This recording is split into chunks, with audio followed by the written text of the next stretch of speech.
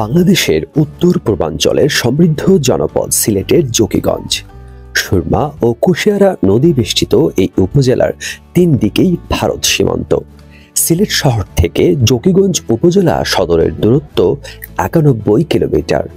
দেশের যে কোনো জেলা শহর থেকে সবচেয়ে দূরবর্তী উপজেলা জকিগঞ্জ। সিলেট থেকে ৩টি সড়ক ব্যবহার করে যাওয়া যায় সীমান্তবর্তী এই উপজেলায়। এই সড়ক তিনটি হচ্ছে সিলেট কালীগঞ্জ জকিগঞ্জ, সিলেট রতনগঞ্জ জকিগঞ্জ ও সিলেট শেওলা 0 পয়েন্ট জকিগঞ্জ। ধান, মাছ, সুপারি এই তিনে মিলে জকিগঞ্জবাসীর ব্যাটাগিরি। জকিগঞ্জের অর্থনীতির চালিকা শক্তি নিয়ে এমন প্রবাদ একসময় প্রচলিত ছিল সারা সিলেটে। ২৬৭ বর্গ কিলোমিটার আয়তনের জকিগঞ্জ উপজেলার জনসংখ্যা প্রায় ৩.৫ লক্ষ। উপজেলায় মোট গ্রামের সংখ্যা ২৭৮টি। বর্তমানে ৯টি ইউনিয়ন ও একটি পৌরসভা নিয়ে জকিগঞ্জ বাংলাদেশের পূর্ব প্রান্তে সমৃদ্ধ এক উপজেলা হিসেবে বিদ্যমান। ইউনিয়নগুলো হচ্ছে বারোহাল, বীরশ্রী, খলাছড়া, কাজলসার, জকিগঞ্জ সদর, সুলতানপুর, বারোঠাকুরি, কসকনকপুর ও মানিকপুর ইউনিয়ন।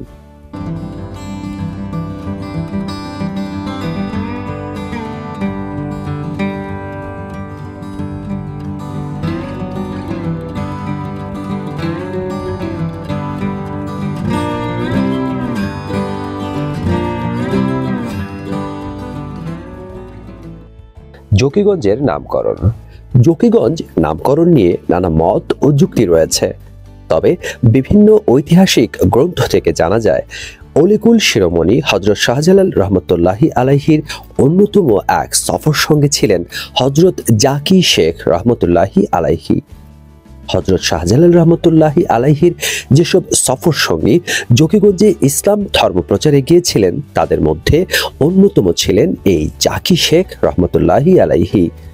ঐতিহাসিকগণের মতে হযরত জাকি শেখ রহমতুল্লাহি আলাইহি কুশিয়ারা নদীর তীরে তার আস্থানা স্থাপন করেন। তার খানকাকে কেন্দ্র করে গড়ে ওঠা বাজারই পরবর্তীতে জকিগঞ্জ হিসেবে পরিচিতি পায়।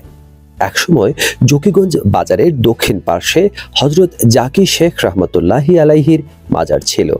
পরবর্তীতে কুশিয়ারা নদীর ভাঙনে মাজারটি নদী গর্ভে বিলীন হয়ে যায়। জকিগঞ্জ মহকুমা, প্রশাসনিক ইউনিট ও আদালতের ইতিহাস। ১৯৪৭ সালের ১৪ আগস্ট ভারত থেকে পাকিস্তান রাষ্ট্র আলাদা হয়। সিলেট জেলা এবং ভারতের করিমগঞ্জের ৩.৫ থানা পূর্ব পাকিস্তানের অন্তর্ভুক্ত হওয়ার কথা ছিল, কিন্তু সিলেট জেলা পূর্ব পাকিস্তান সরকারের কাছে হস্তান্তর করা হলেও করিমগঞ্জের ৩.৫ থানা নিয়ে শুরু হয় টালবাহানা। ১৮ আগস্ট এক রুয়েদাদের মাধ্যমে ভারতের হাইলাকান্দি ও করিমগঞ্জ মহকুমার ৩.৫ থানা অর্থাৎ করিমগঞ্জ সদরের অর্ধেক রাতারবাড়ি, পাথারকান্দি ও বদরপুর ভারতে চলে যায়। এ নিয়ে মারাত্মক জনরোষ সৃষ্টি হলে করিমগঞ্জের তৎকালীন ডিএসপি জকিগঞ্জের কৃতি সন্তান এম এ হক শান্তি রক্ষায় তৎপর হন এবং উচ্চ পর্যায়ের সিদ্ধান্ত ছাড়া করিমগঞ্জ থেকে পাকিস্তানি পতাকা না নামানোর সিদ্ধান্ত নেন। শেষ পর্যন্ত রুয়েদাদ পরিবর্তনে ব্যর্থ হলে পাকিস্তানের প্রধানমন্ত্রী লিয়াকত আলী খান আশ্বাস দেন এই অঞ্চলের মানুষের ক্ষতিপূরণ হিসেবে জকিগঞ্জকে মহকুমা শহরে পরিণত করা হবে। এর অংশ হিসেবে জকিগঞ্জে স্থাপন করা হয় সরকারি স্কুল, হাসপাতাল, sub registry office, police circle office ও মহকুমা আদালত। পাকিস্তান সরকারের নির্দেশে তখন এম এ হক জকিগঞ্জে একটি থানার ভিত্তিপ্রস্তর স্থাপন করেন। ১৯৪৭ সালের ২৭ আগস্ট হরুন মজুমদারি সৈয়দিয়া এস্টেটের কাছারি ঘরে পতাকা উত্তোলন করে জকিগঞ্জ থানার যাত্রা শুরু হয়। ফৌজদারি আদালতেরও কার্যক্রম শুরু হয় জকিগঞ্জে। জকিগঞ্জ ছাড়াও বিয়ানীবাজার ও বড়লেখা উপজেলাও ছিল এই আদালতের আওতাভুক্ত। বিয়ানীবাজার মানুষের আমরা পুরানো সম্পর্ক কোর্ট আছিল না, আমরা কোর্ট করতা। আদালতের প্রথম হাকিম ছিলেন সৈয়দ আওলাদ হোসেন। ১৯৮৩ সালের পূর্ব পর্যন্ত বিয়ানীবাজারের মামলা মোকদ্দমা জকিগঞ্জ আদালতেই পরিচালনা হতো। আর যাতায়াতের অসুবিধার কারণে এক পর্যায়ে বড়লেখাকে মৌলভীবাজারের অন্তর্ভুক্ত করা হলে আওতামুক্ত হয় জকিগঞ্জের আদালত। বর্তমানে আমরা যে কোর্ট আছে এই কোর্টে আমরা প্রাথমিক যে আদালত বিচার হিসাব দেওয়া হয় সব আমরা ওই আদালতে শেষ হয়। এক নজরে জকিগঞ্জ অ্যাসোসিয়েশনের সাম্প্রতিক সময়ের কিছু কার্যক্রম। জকিগঞ্জের আত্মমানবতার সেবায় কাজ করার লক্ষ্যেই সৃষ্টি হয়েছিল সংগঠনটির। শুরু থেকেই এখনো পর্যন্ত যে কোনো বিপদকালীন সময়ে সবার আগে অসহায় মানুষের পাশে এগিয়ে আসে জকিগঞ্জ অ্যাসোসিয়েশন ইউকে। করোনাকালীন সময়ে একই দিনে উপজেলার শত শত পরিবারকে দেয়া হয়েছিল খাদ্য সামগ্রী। রোহিঙ্গা ক্যাম্পেও সংগঠনটির ভূমিকা কম নয়। 22-এর বন্যায় জকিগঞ্জ ছাড়িয়ে অন্যান্য উপজেলার মানুষদের পাশেও দাঁড়িয়েছিলেন দেশপ্রেমিক এই প্রবাসীরা। ঘর নির্মাণ, নলকূপ স্থাপন, সেলাই মেশিন, কম্বল বিতরণ, কোরবানি প্রজেক্ট, মেডিকেল ক্যাম্প, চক্ষু শিবির সহ নানা প্রজেক্ট বাস্তবায়ন করে সংগঠনটি এখন জকিগঞ্জের মানুষের হৃদয়ে স্থান করে নিয়েছে।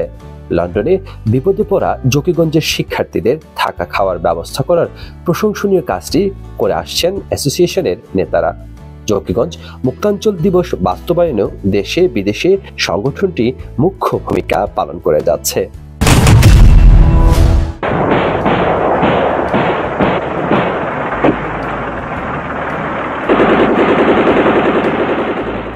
মহান মুক্তিযুদ্ধ ও প্রথম মুক্তাঞ্চল।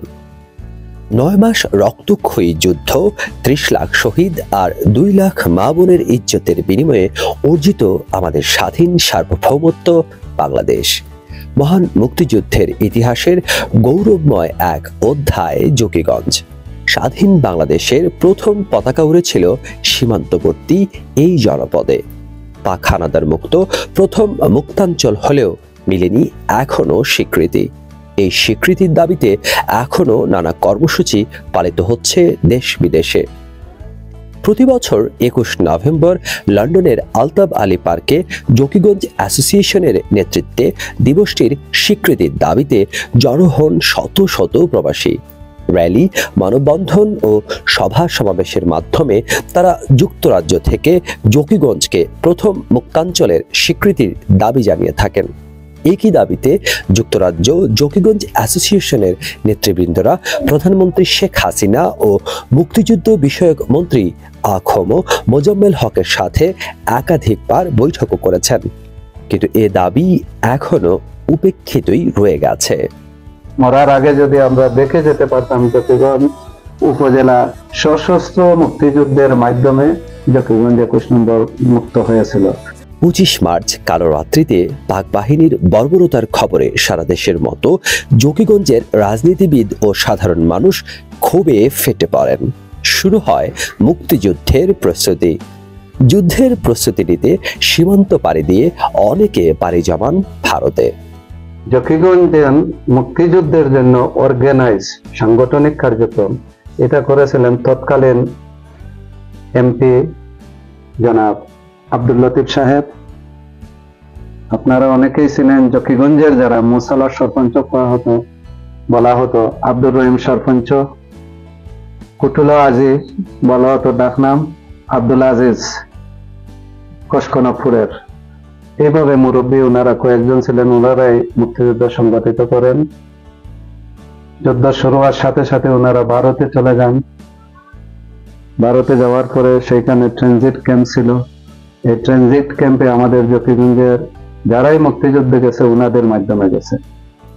1971 সালের 18 এপ্রিল 7 থেকে 8 জন পাক সেনা একটি খোলা জিপ নিয়ে জকিগঞ্জ বাজারে পৌঁছালে আলবদর রাজাকাররা তাদেরকে স্বাগত জানায়। ওই দিন জকিগঞ্জ বাজারে পাক সেনাদের গুলিতে শহীদ হয় শিশু ফরিদ, আর এই ফরিদই জকিগঞ্জের প্রথম শহীদ। এছাড়া জকিগঞ্জ বাজারে বাংলাদেশের মানচিত্র খচিত পতাকা উড়াতে সহযোগিতা করায় পাক বাহিনীর হাতে শহীদ হন মধু দত্ত আনন্দপুর গ্রামের কালামিয়া। শুধু শিশু ফরিদ কিংবা কালামিয়া নন, মহান মুক্তিযুদ্ধের সময় পাক হানাদার ও তাদের এদেশীয় দোসরদের হাতে জকিগঞ্জের অসংখ্য মুক্তিকামী মানুষ বর্বর হত্যার শিকার হয়েছেন। মুক্তিযুদ্ধে অংশ নেওয়া মুক্তিযোদ্ধাদের সহায়তা ও মুক্তিযুদ্ধের পক্ষাবলম্বন করায় অসংখ্য বাড়িঘর লুণ্ঠন করে অগ্নিসংযোগ করে ভস্ম করেছে পাক হানাদার ও তাদের মিত্ররা।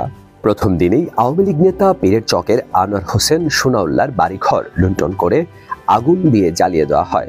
এরপরে আলমনগরের নিসার আলীর বাড়িও জ্বালিয়ে ভস্ম করা হয়। মুক্তিযুদ্ধের সময় পুরো দেশকে 11টি সেক্টরে ভাগ করা হয়। যোগীগঞ্জ ছিল 4 নং সেক্টরের অন্তর্ভুক্ত।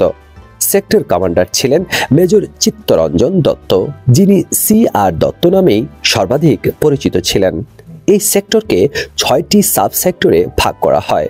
জালালপুর, আবলশিদ ও বারোপুঞ্জি সাব সেক্টর হতে যোগীগঞ্জের সকল অপারেশন পরিচালিত হতো। জালালপুর সাব সেক্টরের দায়িত্বে ছিলেন তরুণ ছাত্রনেতা মাহবুবুর রব সাদিক। আবলশিদে লেফটেন্যান্ট জহিরুদ্দিন ও বারোপুঞ্জিতে ছিলেন ক্যাপ্টেন M A রব। যোগীগঞ্জে বেশ কয়েকটি দুর্ধর্ষ অপারেশন পরিচালনা করেন মুক্তিযোদ্ধারা। এর মধ্যে 5 September sub sector commander Mahbubur রব সাদির নেতৃত্বে 3টি দলে ভাগ হয়ে একই সাথে 8 গ্রাম ডাকবাংলো আক্রমণ করা হলে শুরু হয় পাক হানাদার বাহিনীর সাথে সংঘর্ষ। এই যুদ্ধে 8 জন মুক্তিযোদ্ধা শহীদ হন। 9 নভেম্বর ক্যাপ্টেন M A রবের নেতৃত্বে 8 গ্রামের গোটারগ্রাম ও হারিকান্দি রাজাগার ক্যাম্প অপারেশন হয়। তুমুল যুদ্ধে হানাদার বাহিনী পালিয়ে যেতে বাধ্য হয়। মুক্তিবাহিনীর হাতে নিহত হয় 2 বেলুচ সেনা। 4 নম্বর সেক্টরের যোগীগঞ্জকে শত্রুমুক্ত করার লক্ষ্যে দেওয়ান ফরিদ গাজী MNA, আব্দুল লতিফ MCA ও সেক্টর কমান্ডার CR দত্তের নেতৃত্বে অনুষ্ঠিত একটি জরুরি বৈঠকে যোগীগঞ্জকে পাক হানাদার মুক্ত করার পরিকল্পনা চূড়ান্ত করা হয়। পরিকল্পনা অনুযায়ী মুক্তি ও মিত্র বাহিনী 20 নভেম্বর রাতে সারাশি আক্রমণের প্রস্তুতি গ্রহণ করে। সম্মিলিত বাহিনী 3টি দলে বিভক্ত হয়ে কুশিয়ারা নদী পার হয়ে সারাশি এই আক্রমণ শুরু করে। একটি দল আবলশিদ ও একটি দল লোহার মহল দিয়ে আক্রমণ করায় পাক বাহিনী ও তাদের দোসররা 2 দিকে ব্যস্ত হয়ে পড়ে। তৃতীয় দলটি অতর্কিতভাবে যোগীগঞ্জ কাস্টমস দিয়ে শহরে প্রবেশ করে। তাৎক্ষণিক প্রতিরোধ করতে না পেরে পাক সেনা ও তাদের সহযোগীরা 8 গ্রামের দিকে পালিয়ে যায়। সম্মিলিত বাহিনী 7 থেকে 8 জন পাক সেনা ও প্রধান ডাকঘরের দোতলা হতে ভারী মেশিনগান সহ এক সেনা অফিসারকে বন্দী করে। 21 নভেম্বর ভোরে ভারতীয় অফিসার মেজর চমনলাল নদী পার হয়ে তীরে ওঠা মাত্র পাক সেনাদের গুলিতে শহীদ হন। ওই দিন উষালগ্নে প্রথম মুক্তাঞ্চল যোগীগঞ্জ দিয়ে শুরু হয় স্বাধীন বাংলাদেশের যাত্রা। হানাদার মুক্ত যোগীগঞ্জে প্রশাসনিক দায়িত্ব পান দেওয়ান ফরিদ গাজী MP। যোগীগঞ্জ হানাদার মুক্ত হওয়ার পর ক্যাপ্টেন রব, লেফটেন্যান্ট গিয়াস ও লেফটেন্যান্ট জহিরের নেতৃত্বে মুক্তিবাহিনী ও মেজর জিয়াউর রহমানের নামে গঠিত জেড ফোর্সের একটি কোম্পানি নিয়ে ক্যাপ্টেন মাহবুবুর রহমান, ক্যাপ্টেন হাফিজ উদ্দিন ও ভারতীয় বাহিনী যৌথভাবে 8 গ্রামে আক্রমণ করলে শুরু হয় প্রচণ্ড যুদ্ধ। যুদ্ধে 8 গ্রাম বাসস্ট্যান্ড এলাকায় পাক বাহিনীর এক ক্যাপ্টেন সহ 50 থেকে 60 জন সেনা নিহত হন। বন্দী করা হয় আরো কয়েকজনকে। বাকিরা পালিয়ে যায় কানাইঘাটের দিকে। যুদ্ধে ভারতীয় মিত্র বাহিনীর ক্যাপ্টেন জুরি সহ কয়েকজন অফিসার ও সৈনিক শহীদ হন। আর এর মধ্য দিয়ে 22 নভেম্বর চূড়ান্তভাবে শত্রুমুক্ত হয় 8 গ্রাম। যোগীগঞ্জে বঙ্গবন্ধু শেখ মুজিবুর রহমান। 1947 সালের প্রথম দিকে পাকিস্তান আন্দোলনের চূড়ান্ত পর্যায়ে বাংলার মুসলিম ছাত্র প্রতিনিধি দল আসাম প্রদেশ সফর করেন। তৎকালীন করিমগঞ্জ ও বর্তমান যোগীগঞ্জের কসকনকপুরের নেতাই মিয়া ছিলেন করিমগঞ্জের জমিয়তে উলামায়ে হিন্দের স্থানীয় প্রভাবশালী নেতা। শেখ মুজিবুর রহমানের নেতৃত্বে ছাত্র প্রতিনিধি দল পাকিস্তান আন্দোলনের পক্ষে প্রচারণা চালাতে নেতাই মিয়ার বাড়িতে আসেন। এছাড়া 1970 সালের প্রাদেশিক নির্বাচনের প্রচারণায় যোগীগঞ্জ আসেন বঙ্গবন্ধু শেখ মুজিবুর রহমান। যোগীগঞ্জে মেজর জিয়াউর রহমান। মহান মুক্তিযুদ্ধের সময় জেড ফোর্সের প্রধান ছিলেন মেজর জিয়াউর রহমান। মুক্তিযুদ্ধের শেষের দিকে যৌথ বাহিনী পাক হানাদারদের উপর আক্রমণ বৃদ্ধি করে। জকিগঞ্জকে হানাদার মুক্ত করতে জেড ফোর্সের অধিনায়ক ও যৌথ বাহিনীর অফিসাররা বিশেষ পরিকল্পনা নেন। সেই মতে ৭১ সালের ২০ নভেম্বর রাতে যৌথ বাহিনী সাঁড়াশি আক্রমণ চালিয়ে ২১ নভেম্বর ভোরে জকিগঞ্জ মুক্ত করেন। যুদ্ধ শেষে মেজর জিয়াউর রহমান ২২ নভেম্বর জকিগঞ্জ প্রবেশ করেন এবং আটগ্রামের দিকে চলে যান। একটি রক্তক্ষয়ী যুদ্ধের মধ্য দিয়ে ২২ নভেম্বর হানাদার মুক্ত হয় আটগ্রাম। পরবর্তীতে তিনি কানাইঘাটের দর্পণনগরে বীর মুক্তিযোদ্ধা হারিস চৌধুরীর বাড়িতে কিছু সময় অবস্থান করে কানাইঘাটের দিকে অগ্রসর হন। জকিগঞ্জে হুসাইন মোহাম্মদ এরশাদ। সাবেক প্রেসিডেন্ট হুসাইন মোহাম্মদ এরশাদ জকিগঞ্জে কয়েকবার এসেছিলেন। ১৯৯০ ও ৯৬ সালে বন্যার সময় তিনি জকিগঞ্জে এসে বন্যা কবলিত এলাকা পরিদর্শন করেন এবং ত্রাণ বিতরণ করেন। সর্বশেষ টিপাই বাঁধের প্রতিবাদে ২০১১ সালে কয়েক হাজার গাড়ি নিয়ে জকিগঞ্জে লং মার্চে এসেছিলেন সাবেক এই প্রেসিডেন্ট।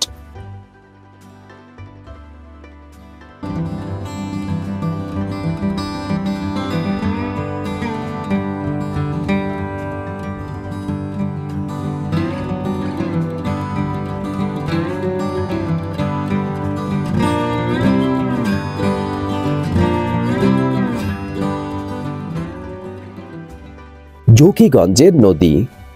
জকিগঞ্জের প্রধান নদী হচ্ছে সুরমা ও কুশিয়ারা। ভারতের বরাক নদী জকিগঞ্জের ১২ ঠাকুরি ইউনিয়নের আমলশিদ এসে দুই ভাগ হয়ে সুরমা কুশিয়ারা নাম ধারণ করে বাংলাদেশে প্রবেশ করেছে। কুশিয়ারা নদী আমলশিদ থেকে পশ্চিম দিকে অগ্রসর হয়ে জকিগঞ্জ বাজারের দিকে দক্ষিণ পাশ দিয়ে বিয়ানীবাজার, গোলাপগঞ্জ, বালাগঞ্জ ও ফেঞ্চুগঞ্জ সহ বিভিন্ন অঞ্চলের উপর দিয়ে প্রবাহিত হয়ে মেঘনা নদীতে মিলিত হয়েছে। আর দেশের সবচেয়ে দীর্ঘতম নদী সুরমা জকিগঞ্জ, কানাইঘাট, গোলাপগঞ্জ, সিলেট শহর ও সুনামগঞ্জ হয়ে মেঘনায় মিলিত হয়েছে। এই দুই নদী ছাড়াও জকিগঞ্জে রয়েছে অসংখ্য খাল। এর মধ্যে বড় খাল রয়েছে ২৭টি, যেগুলো স্থানীয় কৃষি ও মৎস্য খাতে রাখছে বড় ভূমিকা। পুকুর। জকিগঞ্জের ঐতিহ্যের অন্যতম এক নিদর্শন হচ্ছে বাড়ির সামনের বড় বড় পুকুর।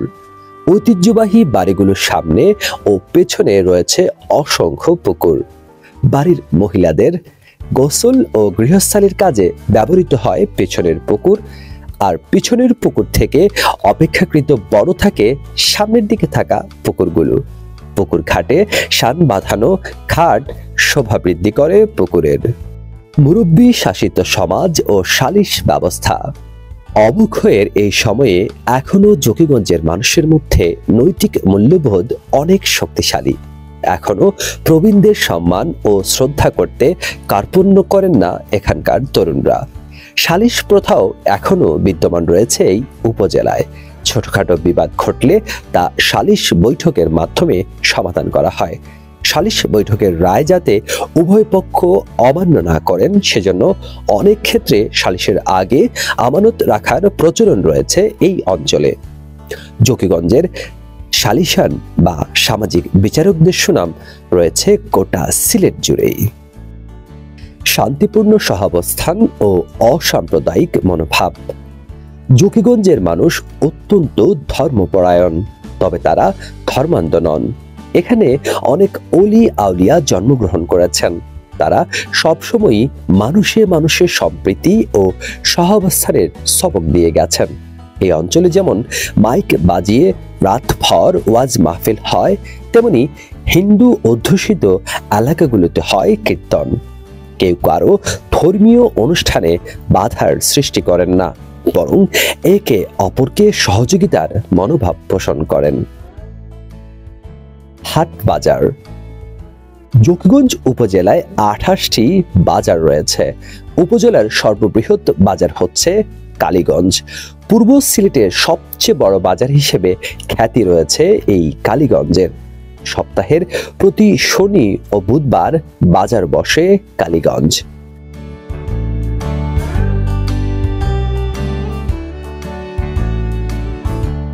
কালীগঞ্জ বাজারে ১১৭৫টি ব্যবসা প্রতিষ্ঠান আছে। সবচেয়ে বেশি রাজস্ব সরকারে প্রতি বছর কালীগঞ্জ বাজার থেকে নেয়। খালিগঞ্জ বাজারে বিরাট গরু মহিষ খাসির হাট বসে। ধান চাউল পাইকারি ক্রয় বিক্রয়ের বিরাট বড় হাট।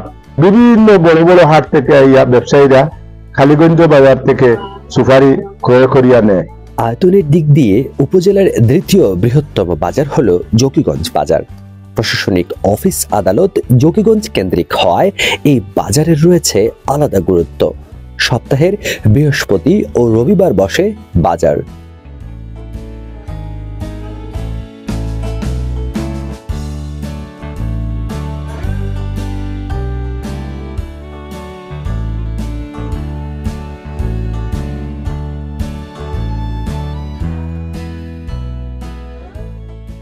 আর উপজেলার বারোহাল ইউনিয়নের শাহগলি বাজারের নাম ডাক রয়েছে আশপাশের উপজেলাগুলোতেও। ভৌগোলিক কারণে জকিগঞ্জ ছাড়াও পার্শ্ববর্তী কানাইঘাট ও বিয়ানীবাজার উপজেলার মানুষ আসেন এই বাজারে। রোড থেকে একটু দূরে হইলেও ঐতিহ্যবাহী কারণে অনেক কাস্টমার দূর দূরান্ত থেকে আমরা শাহগলি বাজারও আয়। এখানে আসার মূল কারণ হলো এখানে সবকিছু পাওয়া যায় এবং সবকিছু সস্তায় সুলভ মূল্যে পাওয়া যায়।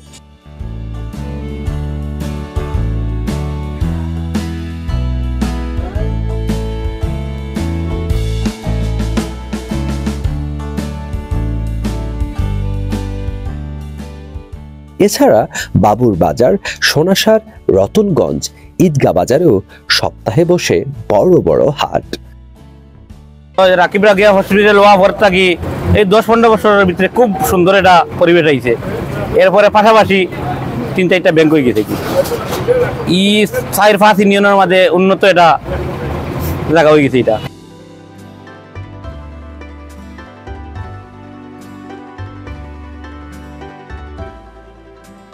জকিগঞ্জে প্রথম বিদ্যুৎ মরহুম প্রেসিডেন্ট জিয়াউর রহমানের সময়কালে 1978 সালে ভাইস প্রেসিডেন্ট বিচারপতি আব্দুস সাত্তারের নির্দেশে জেনারেটরের মাধ্যমে জকিগঞ্জ বাজারে প্রথম বিদ্যুৎ সরবরাহ করা হয়। পরবর্তীতে পিডিবি ও পল্লী বিদ্যুৎ সমিতির মাধ্যমে জকিগঞ্জ বিদ্যুতায়িত হয়। 2022 সালে প্রধানমন্ত্রী শেখ হাসিনা জকিগঞ্জকে 100% বিদ্যুতায়িত উপজেলা হিসেবে ঘোষণা দেন। গ্যাস ক্ষেত্র 2021 সালে দেশের 28তম গ্যাস ক্ষেত্রের সন্ধান মিলে জকিগঞ্জে। উপজেলা সদরের পশ্চিম আনন্দপুর গ্রামে সন্ধান পাওয়া এই গ্যাস ক্ষেত্রে 50 বিলিয়ন ঘনফুট গ্যাস মজুদ রয়েছে বলে জানিয়েছে বাবেক্স। এছাড়া উপজেলার 8 গ্রামে বহু বছর আগেই পাওয়া গিয়েছিল গ্যাসের সন্ধান, কিন্তু বাণিজ্যিক উৎপাদনের আগেই রহস্যজনক কারণে বন্ধ করে দেওয়া হয় গ্যাস ক্ষেত্রটির কার্যক্রম। পরিত্যক্ত এই গ্যাস ক্ষেত্রটি 8 গ্রাম পেট্রো বাংলা নামেই পরিচিত। ধান, মাছ, সুপারি। বাংলাদেশ যেহেতু একটি কৃষি প্রধান দেশ, তাই সঙ্গত কারণেই জকিগঞ্জ কৃষি নির্ভর অঞ্চল। একসময় কৃষির আয় দিয়েই এই অঞ্চলের মানুষ বেশ সচ্ছলভাবেই চলতে পারতেন। গোয়াল ভরা গরু, গোলা ভরা ধান, পুকুর ভরা মাছ ছিল বিত্তবান কৃষক, গ্রাম্য মোড়ল আর সরপঞ্চ হওয়ার মানদণ্ড। জকিগঞ্জের মানুষের প্রধান উৎপাদিত পণ্য ছিল ধান এবং সুপারি। মাছও আহরণ হতো চাহিদার চেয়ে অনেক বেশি। তাই তো ধান, মাছ, সুপারি, জকিগঞ্জের ব্যাটাগেরি এই প্রবাদ প্রবচনটি একসময় মুরব্বীদের মুখে মুখে শোনা যেত। নিজের গলার ভাত ও পুকুর থেকে ধরা মাছ দিয়ে পেট পুরে ভাত খেয়ে সুপারি মুখে দিয়ে আরামে ঠেকুর তোলা বছর 30 আগেও তা ছিল জকিগঞ্জবাসীর বিলাসিতা। তখনকার অর্থনৈতিক মানদণ্ডে ধান, মাছ উৎপাদনশীল এলাকাকে স্বনির্ভর এলাকা হিসেবে গণ্য করা হতো। সেই সাথে সুপারি উৎপাদিত হওয়ায় আরো এক ধাপ এগিয়ে ছিল জকিগঞ্জ। সিলেট শহরের আগেও রেল সুবিধা পেয়েছিল জকিগঞ্জ। 1899 সালে চট্টগ্রাম, আখাউড়া, কুলাউড়া, করিমগঞ্জ, শিলচর রেল লাইন স্থাপন করা হয়।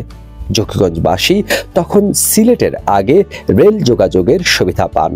দেশভাগের পর করিমগঞ্জ সহ 3.5 থানা ভারতের সাথে চলে যাওয়ায় জকিগঞ্জবাসী রেলের সুবিধা থেকে বঞ্চিত হয়। Rahimpur pump house. শুষ্ক মৌসুমে কুশিয়ারা নদী থেকে রহিমপুরি খাল হয়ে ঢুকবে পানি। খাল দিয়ে সেই পানি নামবে সিলেটের জকিগঞ্জ সহ 4 উপজেলার হাওর ও বিলে। সেচ সুবিধা সৃষ্টি হওয়ায় চাষাবাদের আওতায় আসবে প্রায় 10,000 হেক্টর জমি। হাওর ও বিলে বাড়বে মৎস্য উৎপাদন। এতে স্থানীয় অর্থনীতিতে পড়বে ইতিবাচক প্রভাব। কৃষি উন্নয়নের জন্য আমাদের এই খালটা প্রস্তাবিত হয়েছে। আমরা অনেক কষ্টের বিনিময়ে এটা আমরা পাইছি। 2022 সালে প্রধানমন্ত্রী শেখ হাসিনার ভারত সফরে সম্পাদিত চুক্তির আওতায় কুশিয়ারা থেকে প্রতি বছর 153 কিউসেক পানি প্রত্যাহারের সুযোগ পাচ্ছে বাংলাদেশ। এতে জকিগঞ্জ সহ পার্শ্ববর্তী 4 উপজেলার কৃষক ও মৎস্যজীবীদের মাঝে আনন্দ উচ্ছ্বাস দেখা দিয়েছে। ফুলের দিঘি উপজেলার কসকনকপুর ইউনিয়নের কসকনকপুর মৌজায় রয়েছে ঐতিহাসিক একটি বিশাল দিঘি। এই দিঘির সৌন্দর্য অবলোকন করতে বিভিন্ন জায়গা থেকে লোকজন আসেন। 29.24 একর আয়তনের বিশাল পুকুরটি ফুলের দিঘি নামেই পরিচিত। কথিত আছে ব্রিটিশ আমলের শুরুর দিকে সিলেটের শেখ ঘাটের হেমেন্দ্রনাথ দাস দিঘিটি খনন করে পানীয় জলের ব্যবস্থা করেন। প্রথম দিকে দিঘিতে শাপলা ফুল পূর্ণ থাকত বলে এলাকাবাসী ফুলের দিঘি নামকরণ করেন। দিঘির পাড়ে রয়েছে বিশাল বিশাল কালোজামের গাছ।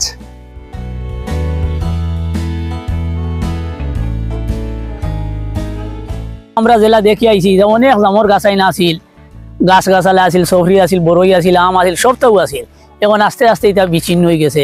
জকিগঞ্জ সরকারি কলেজ ও অন্যান্য কলেজ। 1984 সালে জকিগঞ্জ সরকারি কলেজ প্রতিষ্ঠার কাজ শুরু হয়। পাঠদানের মাধ্যমে কলেজটির যাত্রা শুরু হয় 1985 সালে। কলেজটি প্রতিষ্ঠায় অগ্রণী ভূমিকা পালন করেন প্রাক্তন মন্ত্রী এম এ হক। নেপথ্যে থেকে সহযোগিতা করেন প্রাক্তন এমপি আব্দুল লতিফ। 1998 সালে বিশিষ্ট শিক্ষাবিদ ও সাবেক সংসদ সদস্য হাফিজ আহমেদ মজুমদারের সহধর্মিণী হাফসা মজুমদারের নামে জকিগঞ্জে প্রথম মহিলা কলেজ স্থাপিত হয়। একই বছর কালীগঞ্জ বাজারের পশ্চিমে স্থাপিত হয় ইসামতি কলেজ। সাবেক প্রধানমন্ত্রী বেগম খালেদা জিয়ার রাজনৈতিক সচিব হারিস চৌধুরীর বদান্যতায় 2004 সালে কলেজটি এমপিওভুক্ত হয়। জকিগঞ্জের প্রবেশদ্বার খ্যাত 12 হালে একটি কলেজ স্থাপনের তাগিদ অনুভব করেন স্থানীয় গণ্যমান্য ব্যক্তিবর্গ ও শিক্ষানুরাগীরা। 1998 সাল থেকে কলেজ স্থাপনের প্রক্রিয়া শুরু হয়। 2003 সালে অনুমতি মিলে পাঠদানের। শিক্ষা ব্যবস্থায় বহু পূর্ব থেকেই এগিয়ে ছিল জকিগঞ্জ উপজেলা। 136টি প্রাথমিক বিদ্যালয়, 22টি মাধ্যমিক বিদ্যালয় ও 4টি কলেজ শিক্ষার আলো ছড়াচ্ছে এই জনপদে। 1780 সালে বাদে দেওরাইল প্রাথমিক বিদ্যালয় ও 18 সালে টগর ঠাকুর প্রাথমিক বিদ্যালয় স্থাপিত হয়। বাদে দেওরাইল প্রাইমারি স্কুল 250 বছর উপরে হয়ে গেছে। এটা জকিগঞ্জ থানার প্রথম স্কুল স্থাপিত হয়েছে। এছাড়াও গণিপুর সরকারি প্রাথমিক বিদ্যালয় সহ উপজেলায় বেশ কয়েকটি শতবর্ষী প্রাথমিক বিদ্যালয় রয়েছে। 1882 সালে উপজেলার বীরশ্রীতে প্রথম এমই স্কুল স্থাপিত হয়, যা পরবর্তীতে গুরু সদয় হাই স্কুল নামে নামকরণ করা হয়।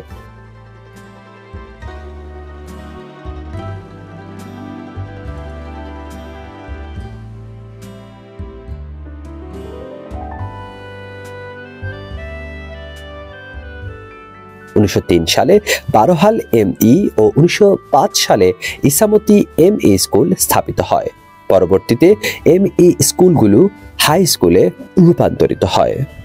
সীমান্ত জনপদ জকিগঞ্জে প্রথম সরকারি উচ্চ বিদ্যালয় প্রতিষ্ঠা হয় 1948 সালে, যা জকিগঞ্জ সরকারি বালক উচ্চ বিদ্যালয় নামে পরিচিত। আর এর 21 বছর পর 1969 সালে প্রতিষ্ঠা হয় জকিগঞ্জ সরকারি বালিকা উচ্চ বিদ্যালয়।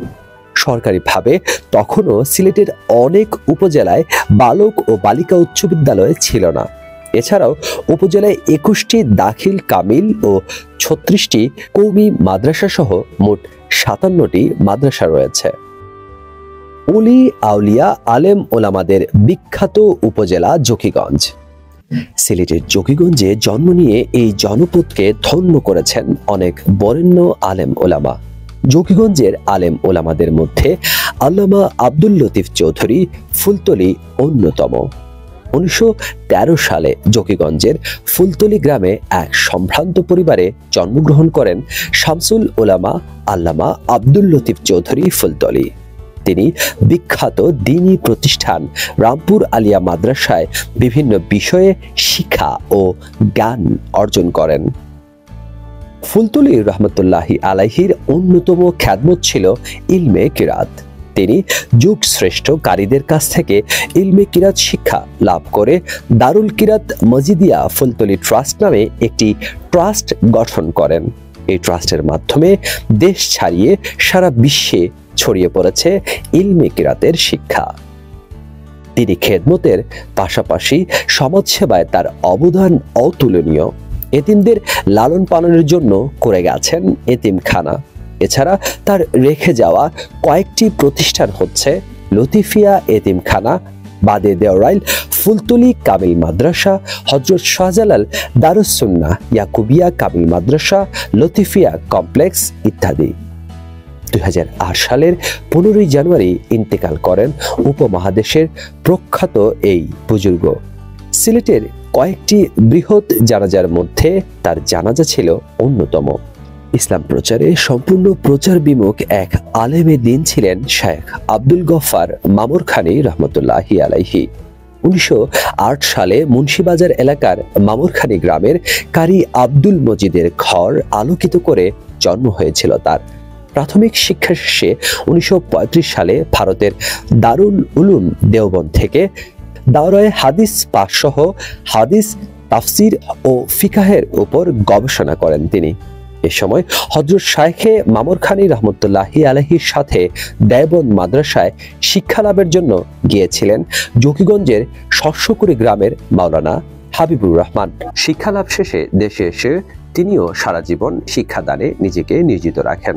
মামরুখানী হুজুর বিভিন্ন মাদ্রাসায় শিক্ষকতা শেষে 1957 সাল থেকে মৃত্যুর আগ পর্যন্ত মুন্সিবাজার মাদ্রাসার মুহতামিমের দায়িত্ব পালন করেন এই বিশিষ্ট আলেমে দ্বীন। 2002 সালে ইন্তেকাল করেন তিনি। তার জানাজায় অংশ নেন লাখো মানুষ। এমনকি সীমান্তের ওপারে সুরমা নদীর তীরে ভারতের লোকজনও কাতারে দাঁড়িয়ে তার জানাজায় অংশ নিতে দেখা গেছে।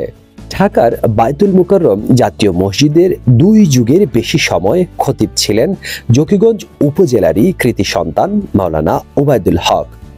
12 ঠাকুরি গ্রামে জন্ম নেওয়া সর্বজন শ্রদ্ধেয় এই আলেম ঢাকা আলিয়া মাদ্রাসার প্রধান, সিলেটের দরগা মাদ্রাসা সহ বিভিন্ন মাদ্রাসায় শিক্ষকতা করেছেন।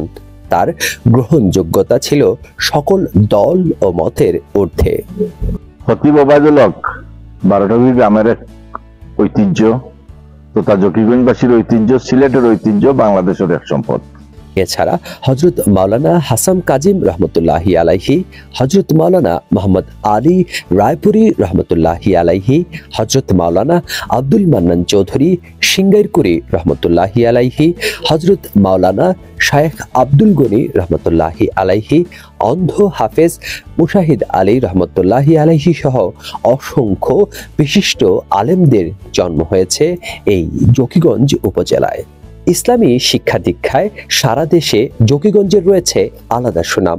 জকিগঞ্জের 12 ঠাকুরিতে একই গ্রামে 21 জনের অধিক হাদিস বিশারদের জন্ম হয়েছে। 1851 সালে মুন্সিবাজারে গড়ে ওঠে জামিয়া ইসলামিয়া ফয়জে আম মুন্সিবাজার মাদ্রাসা। হযরত শায়েখে মামুরখানী রহমতুল্লাহি আলাইহির স্মৃতি বিজড়িত মাদ্রাসাটির সুখ্যাতি রয়েছে পুরো সিলেট জুড়ে। 1963 সালে শায়খুল হাদিস আল্লামা মকদ্দুস আলী এই মাদ্রাসায় টাইটেল ক্লাস চালু করেন। দীর্ঘ 61 বছর থেকে এই মাদ্রাসায় আল্লামা মকদ্দুস আলী হাদিস শরীফের দরস দিচ্ছেন। তিনি সিলেটের সবচেয়ে প্রবীণ আলেম যিনি ইসলামের এই খেদমত করে যাচ্ছেন। এছাড়া 1893 সালে মাইজকান্দি কওমি মাদ্রাসা, 1923 সালে জামিয়া মোহাম্মদিয়া হারিকান্দি মাদ্রাসার যাত্রা শুরু হয়।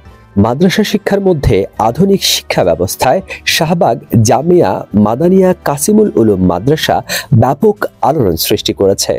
ইতিমধ্যে সিলেট জুড়ে এই মাদ্রাসার সুনাম ছড়িয়ে পড়েছে। শিক্ষাদানের জন্য এই মাদ্রাসায় এত ভবন নির্মাণ হয়েছে, যা এক বিরল দৃষ্টান্ত স্থাপন হয়েছে।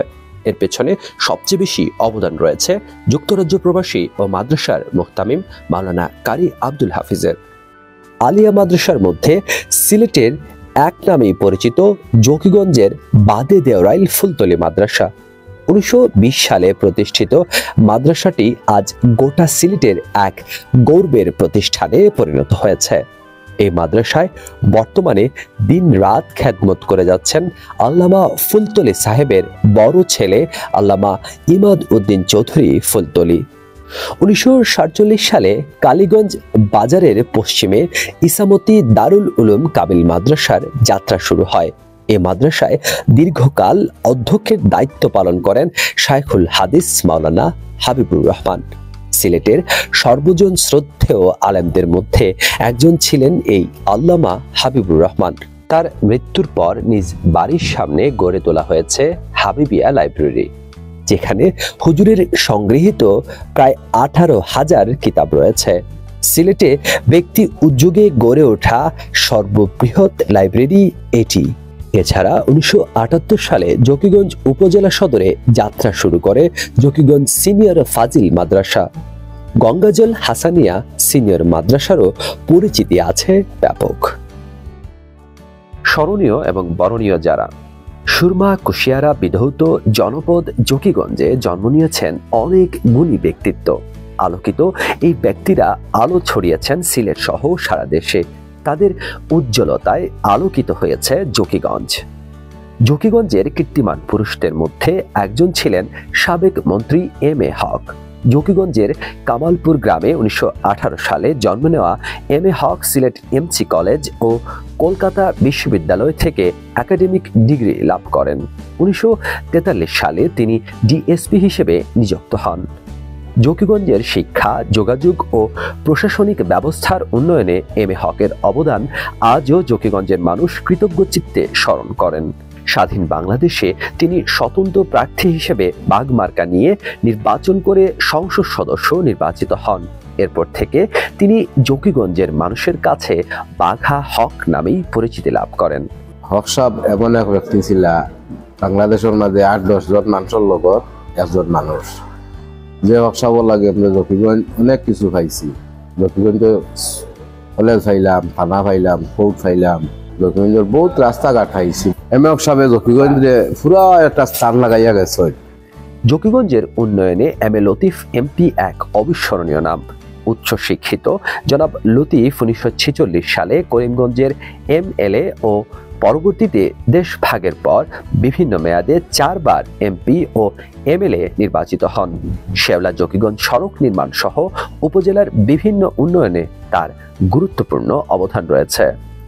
প্রখ্যাত আইনজীবী ও রাজনীতিবিদ মৌলভী আব্দুর রহমান 1924 সালে শাহবাগের মহিতপুর গ্রামে জন্মগ্রহণ করেন। সিলেটে আয়কর আইনজীবী পেশার পথিকৃৎ ছিলেন তিনি। 1965 সালে পূর্ব পাকিস্তান প্রাদেশিক পরিষদের সদস্য নির্বাচিত হন তিনি। জকিগঞ্জের আলোকিত পরিবারগুলোর মধ্যে একটি হচ্ছে মজুমদার পরিবার। ব্রিগেডিয়ার জেনারেল মাহমুদুর রহমান মজুমদারের বাড়ি উপজেলার মুন্সিবাজারের বনরামের চক গ্রামে। লেখাপড়া শেষ করে 1948 সালে পাকিস্তান মিলিটারি একাডেমিতে ক্যাডেট হিসেবে যোগ দেন তিনি। দেশ স্বাধীনের পর বাংলাদেশ সিভিল সার্ভিস এর চেয়ারম্যান সহ গুরুত্বপূর্ণ পদে তিনি দায়িত্ব পালন করেন। 1986 ও 1988 সালে জকিগঞ্জ কানাইঘাট আসন থেকেও সংসদ সদস্য নির্বাচিত হন তিনি। নিজ এলাকার উন্নয়নের পাশাপাশি তিনি জৈন্তাপুরে নিজ নামে ব্রিগেডিয়ার মজুমদার বিদ্যানিকেতন প্রতিষ্ঠা করেন। ইসলামের খেদমতের পাশাপাশি জাতীয় রাজনীতিতে জকিগঞ্জের যেসব গুণী ব্যক্তির অবদান রয়েছে তাদের একজন মৌলানা ওবায়দুল হক উজিরপুরী। বীরশ্রী ইউনিয়নের উজিরপুর গ্রামে জন্ম নেওয়া এই গুণী ব্যক্তি 1991 সালে সিলেট 5 আসন থেকে সংসদ সদস্য নির্বাচিত হয়ে আলোড়ন সৃষ্টি করেন। শেওলা জকিগঞ্জ সড়ক নির্মাণে তার অবদান আজও স্মরণীয় হয়ে আছে। শিক্ষা বিস্তারে শুধু জকিগঞ্জ নয়, পুরো সিলেটে খ্যাতি রয়েছে সাবেক সংসদ সদস্য হাফিজ আহমদ মজুমদারের। 1955 সালে শিক্ষা জীবন শেষ করে একজন সফল ব্যবসায়ী ও শিল্পপতি হিসেবে নিজেকে প্রতিষ্ঠিত করেন তিনি। উপজেলা জুড়ে শিক্ষার আলো ছড়িয়ে দিতে 1985 সালে নিজের অর্থায়নে হাফিজ মজুমদার শিক্ষা ট্রাস্ট গঠন করেন। জকিগঞ্জে গড়ে তোলেন কয়েকটি স্কুল ও একটি মহিলা কলেজ। সিলেট 5 আসন থেকে 3 বার সংসদ সদস্য নির্বাচিত হন তিনি। তার প্রতিষ্ঠিত শিক্ষা প্রতিষ্ঠান স্কলার্স হোম সিলেট শহরে শিক্ষাক্ষেত্রে এক নতুন অধ্যায় সংযোজন করেছে। ব্রিগেডিয়ার মজুমদার ও হাফিজ আহমেদ মজুমদার সম্পর্কে চাচা ভাতিজা। প্রখ্যাত বুজুর্গ আল্লামা আব্দুল লতিফ চৌধুরী ফুলতলি রহমতুল্লাহি আলাইহির ছোট ছেলে মাওলানা হোসামউদ্দিন চৌধুরী। সিলেট শহরে তিনি একজন প্রতিষ্ঠিত ব্যবসায়ী। সমাজসেবায়ও তার ও তার পরিবারের রয়েছে যথেষ্ট অবদান। সিলেট 5 আসন থেকে দ্বাদশ জাতীয় সংসদ নির্বাচনে তিনি জয়লাভ করেন। উচ্চপদস্থ কর্মকর্তা ও অন্যান্যরা। ব্রতচারী আন্দোলনের প্রতিষ্ঠাতা গুরুসদয় দত্তের জন্ম উপজেলার বীরশ্রী ইউনিয়নে। 1905 সালে আইসিএস পাশ করে এসডিও হিসেবে কর্মজীবনে প্রবেশ করেন তিনি। এর আগে যুক্তরাজ্যে গিয়ে তিনি ব্যারিস্টারি পাশ করেন। সেখানে প্রথম স্থান অধিকার করেন জকিগঞ্জের এই কৃতি পুরুষ। বলা হয় তিনি প্রথম কোনো বাংলাদেশি যিনি যুক্তরাজ্যে গিয়ে আইন পেশায় লেখাপড়া করেছিলেন। লোক সংস্কৃতি ও লোকশিল্প সংরক্ষণে অগ্রণী ভূমিকা পালন করেন ক্ষণজন্মা এই পুরুষ। দেশের মানুষের জন্য সমাজ সংস্কারক গুরুসদয় দত্ত ব্রিটিশ সরকারের জেলা প্রশাসক হয়েও ব্রিটিশের বিরুদ্ধাচারণ করতে কুণ্ঠাবোধ করেননি। বীরশ্রী ইউনিয়নে তার নামে প্রতিষ্ঠিত গুরুসদয় হাই স্কুল এখনো কালের সাক্ষী হয়ে আছে। কথা সাহিত্যিক, রম্য রচনার প্রতিকৃত ও সরকারি উচ্চপদস্থ কর্মকর্তা আটগ্রামের কৃতি সন্তান মতিউদ্দিন আহমেদের জন্ম 1900 সালের দিকে। বিভিন্ন দফতরে চাকরির পর দেশ ভাগের পরবর্তীতে পাকিস্তান সিভিল সার্ভিসে যোগ দেন তিনি। ভাষা আন্দোলনেও তার অবদান অপরিসীম। 1952 সালে সিলেট মিউনিসিপ্যালিটির সরকার প্রশাসক, পরবর্তীতে রাজস্ব বোর্ড থেকে অবসর গ্রহণ করেন। তার রচিত 17টি গ্রন্থ রয়েছে। 1990 সালে বাংলা একাডেমি তার জীবনী প্রকাশ করে। জকিগঞ্জের মানুষ বিভিন্ন ক্ষেত্রে উচ্চ পর্যায়ে দায়িত্ব পালন করতে দেখা যায়। সুপ্রিম কোর্টের বিচারপতি ছিলেন সুলতানপুর গ্রামের কৃতি সন্তান আব্দুল মতিন। পিল্লাকান্দি গ্রামের মোস্তাক আহমদ চৌধুরী রাষ্ট্রের বিভিন্ন দপ্তরের উচ্চ পর্যায়ে দায়িত্ব পালনের পর 1996 সালে নির্বাচন কমিশনারের দায়িত্ব পালন করেন। শুধু বাংলাদেশেই নয়, সুদূর ব্রিটেনেও বিচার বিভাগে কৃতিত্বের স্বাক্ষর রেখেছেন এই জকিগঞ্জের মানুষ। সে দেশের ইতিহাসে প্রথম বাংলাদেশি বংশোদ্ভূত হিসেবে আইনজীবী ব্যারিস্টার আখলাকুর রহমান চৌধুরী কিউসি হাইকোর্টে বিচারপতি হিসেবে নিয়োগ পেয়েছেন 2017 সালে। তিনি এই জকিগঞ্জেরই কৃতি সন্তান। মানব সম্পদ উন্নয়নে কালীগঞ্জ এলাকার কৃতি সন্তান ডক্টর আহমদ আল কবিরের অবদান এখন সারা দেশেই। তার প্রতিষ্ঠিত সীমান্তিকে কর্মরত আছেন কয়েক হাজার মানুষ। ডক্টর কবির রূপালী ব্যাংকের চেয়ারম্যান সহ বিভিন্ন গুরুত্বপূর্ণ দায়িত্ব পালন করে আসছেন। সিলেটে গড়ে তুলেছেন একাধিক শিক্ষা প্রতিষ্ঠান। বীরশ্রী ইউনিয়নের পিয়াইপুর গ্রামের সালাউদ্দিন আহমেদ ইতালিস্থ বাংলাদেশ দূতাবাসের কর্মকর্তা হিসেবে এবং জাতিসংঘে গুরুত্বপূর্ণ পদে কাজ করছেন। বারোহালের বিলবাড়ির মাহবুবুর রহমান চৌধুরী পরিকল্পনা বিভাগের সচিব পদে চাকরি করে অবসর গ্রহণ করেন। কামালপুরের মোহাম্মদ ফয়জুর রাজ্জাক 1996 সালে খনিজ সম্পদ মন্ত্রণালয়ের সচিব হিসেবে দায়িত্ব পালন করেন। বাণিজ্য মন্ত্রণালয়ের যুগ্ম সচিব ছিলেন বারোহালের মাইজ গ্রামের মোহাম্মদ খলিলুর রহমান চৌধুরী। বীরশ্রীর দত্ত পরিবারের আলী মোস্তফা চৌধুরীও যুগ্ম সচিবের দায়িত্ব পালন করেন। দ্বিতীয় মহাযুদ্ধের সময় ব্রিটিশ সেনাবাহিনীর উচ্চপদস্থ কর্মকর্তা ছিলেন খলাছড়ার জামিনী মোহননাথ। বাংলাদেশে সেনাবাহিনীর মেজর জেনারেল পদে উন্নীত হয়ে অবসর গ্রহণ করেন বারোহালের মফিজুর রহমান চৌধুরী। মজুমদার পরিবারের সাজ্জাদ আলী মজুমদার 1967 সাল পর্যন্ত জেলা প্রশাসক ও ডিএস পদে দায়িত্ব পালন করেন।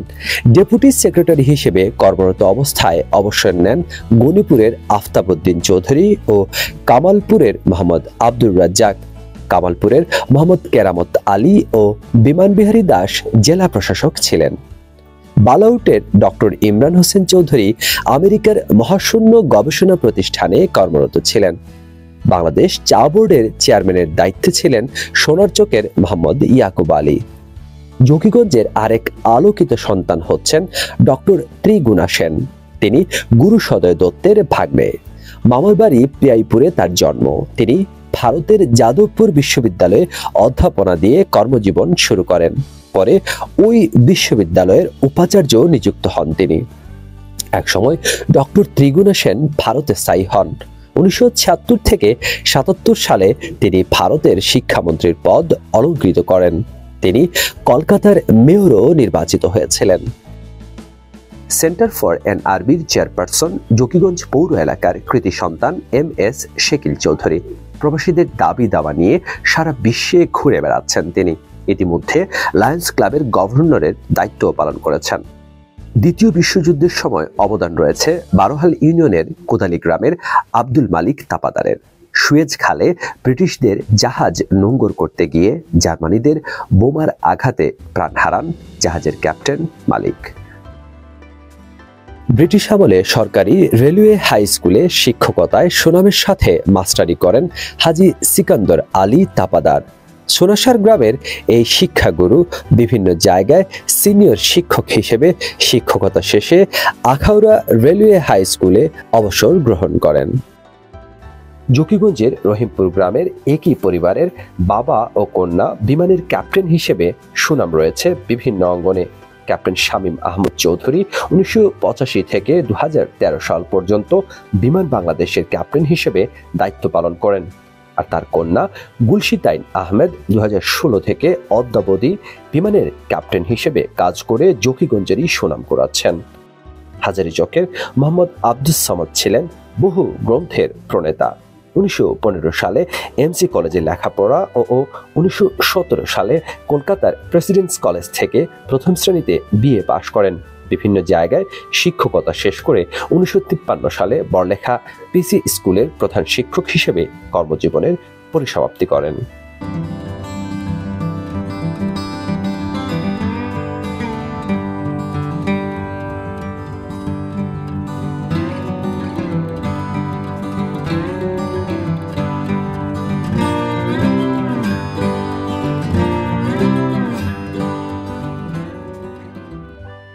সঙ্গীত ও চলচ্চিত্রেও আছে জকিগঞ্জের দুই উজ্জ্বল মুখ। বাংলাদেশের মরমী সুফি সাধকদের মধ্যে অন্যতম শীতালং শাহ। সুফি সাধক শীতালং শাহের জন্ম আনুমানিক 1806 সালে। তার আসল নাম মোহাম্মদ সলিম। সাধক কবি, মরমী গানের রচয়িতা তিনি। বারোঠাকুরি ইউনিয়নে রয়েছে তার মাজার, রয়েছে মাদ্রাসাও। একসময় সিলেট জুড়ে বেশ জনপ্রিয় ছিল শীতালং শাহ রচিত রাগ, যা মানুষের কাছে শীতালঙ্গী রাগ নামেই পরিচিত। বারোহালের মাইজগ্রামের কৃতি সন্তান বাংলাদেশের চলচ্চিত্র জগতের ক্ষণজন্মা অভিনেতা শাহরিয়ার চৌধুরী ইমন, যিনি রূপালী পর্দায় নায়ক সালমান শাহ নামেই পরিচিত ছিলেন। কিয়ামত থেকে কিয়ামত, সত্যের মৃত্যু নেই সহ 27টি সুপারহিট ছবিতে অভিনয় করে দর্শকদের হৃদয়ে ঠাঁই করে নেন সালমান। পিছিয়ে নেই নারীরাও। অগ্রসরমান জকিগঞ্জে নারীদের অবদান অপরিসীম। উপজেলার বলরামের চক গ্রামের মহিষী নারী বেগম রাবেয়া খাতুন চৌধুরী। তিনি সিলেটের বিশিষ্ট শিল্পপতি দানবীর রাগিব আলীর সহধর্মিণী। সোনাসার বাজারের পাশে বেগম রাবেয়া খাতুনের নামে রয়েছে রাগিব রাবেয়া জেনারেল হসপিটাল। স্থানীয় লোকজনের স্বাস্থ্যসেবায় গুরুত্বপূর্ণ ভূমিকা রাখছে স্বাস্থ্য কমপ্লেক্সটি। জকিগঞ্জের আরেক কৃতিমতী নারী গনিপুর গ্রামের রহিমুন্নেসা চৌধুরী পেয়েছেন বেগম রোকেয়া অ্যাওয়ার্ড। তার 7 ছেলে ও 1 মেয়ের সবাই উচ্চশিক্ষিত ও সুপ্রতিষ্ঠিত। রত্নগর্ভা এই নারী এর আগে সিলেট বিভাগীয় শ্রেষ্ঠ জয়িতা পুরস্কারও লাভ করেন। চিকিৎসা সেবায় যুগ যুগ ধরে জকিগঞ্জের অনেক চিকিৎসক সেবা দিয়ে আসছেন। সিলেট মেডিকেল বিশ্ববিদ্যালয়ের প্রথম উপাচার্য হিসেবে দায়িত্ব পালন করেন ডক্টর মুর্শেদ আহমদ চৌধুরী। তিনি সিলেট MAG ওসমানী মেডিকেল কলেজেরও অধ্যক্ষ ছিলেন। খলাছড়ার শ্রী অবনী কুমার দাস ব্রিটিশ আমলে ডক্টর অব মেডিসিন উপাধিতে ভূষিত হয়েছিলেন। আমেরিকার একই পদে ভূষিত হন মাইজকান্দি গ্রামের ডক্টর মোহাম্মদ সিরাজউদ্দিন। বরিশাল মেডিকেল কলেজের অধ্যক্ষ ছিলেন মাতারগ্রামের এম এ লতিফ। মুজিবনগর সরকারের সময় চিকিৎসা সেবায় নিয়োজিত ছিলেন নূরপুরের ডক্টর তোফাজ্জল আলী। উত্তরকুলের ডক্টর আব্দুল ওয়াদুদ চৌধুরী ঢাকার জাতীয় হৃদরোগ ইনস্টিটিউটের অধ্যাপক ছিলেন। এছাড়াও জকিগঞ্জের কৃতি সন্তান অনেক চিকিৎসক সারা দেশে সুনাম অর্জন করে চলেছেন। বর্তমানে সিলেট সহ দেশের বিভিন্ন জায়গায় জকিগঞ্জের কয়েকশো চিকিৎসক সুনামের সাথে চিকিৎসা সেবার সাথে জড়িত আছেন।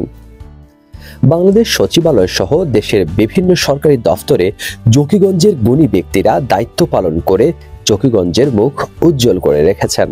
সিলেটের শাহজালাল বিজ্ঞান ও প্রযুক্তি বিশ্ববিদ্যালয় সহ বিভিন্ন সরকারি কলেজ মাদ্রাসায় জকিগঞ্জের অন্তত কয়েক শতাধিক ব্যক্তি সম্মানের সাথে শিক্ষকতা পেশায় জড়িত।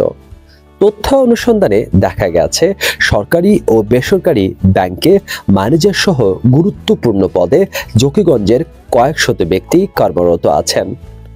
সাহিত্য ও সাংবাদিকতা। সাহিত্য ও সাংবাদিকতায় পিছিয়ে নেই জকিগঞ্জ। একজন সাহিত্যিক হিসেবে সাবেক জেলা শিক্ষা অফিসার ও বিশিষ্ট শিক্ষাবিদ আব্দুর রহিম জকির সুপরিচিতি ছিল। কবি অধ্যক্ষ কালাম আজাদ জাতীয় সাহিত্যাঙ্গনে এক পরিচিত মুখ। প্রতিভাচারণ কবি ও গবেষক তবারক হোসেন আরেক উজ্জ্বল নক্ষত্র। সাংবাদিকতায়ও জকিগঞ্জের কৃতি সন্তানদের দীপ্ত পদচারণা রয়েছে। 1963 সালে পাকিস্তান অবজারভারের সহ সম্পাদক ছিলেন জকিগঞ্জের আব্দুল মালিক তাপাদার।